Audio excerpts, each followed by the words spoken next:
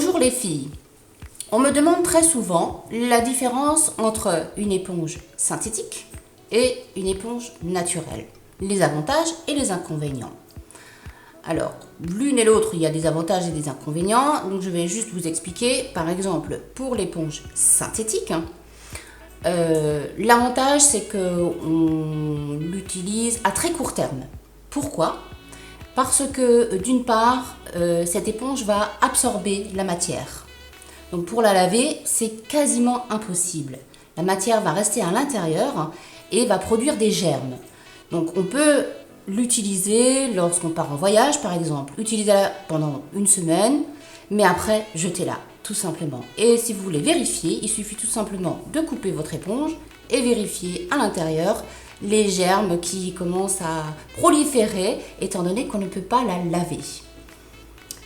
L'éponge naturelle, au contraire, est lavable. Elle est toute dure. On ne peut pas l'utiliser comme ça. On est obligé de l'humidifier avec un peu d'eau, tout simplement. Votre éponge naturelle, elle va gonfler. On les sort et elle est prête à être utilisée. L'avantage, c'est qu'on va pouvoir la laver, donc les germes ne vont pas s'installer à l'intérieur. Et en plus, pour travailler vos matières, que ce soit des matières fluides, crémeux, vous pouvez étaler votre matière ou tamponner votre matière. Ce qui n'est pas vraiment le cas pour certaines éponges synthétiques où vous ne pouvez que travailler vos matières en tamponnant. Pour étirer, c'est très difficile. Je vais vous montrer comment laver les éponges naturelles que vous allez donc pouvoir utiliser jusqu'à ce qu'elles soient abîmées au bout d'1 an. En général, au bout d'1 an, elles commencent à être abîmées.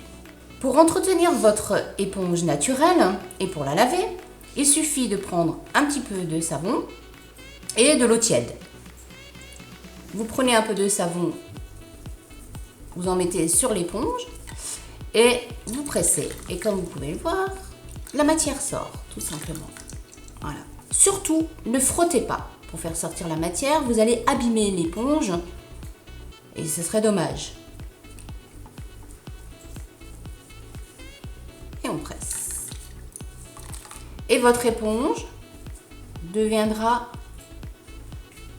toute propre à nouveau, prête à être réutilisée.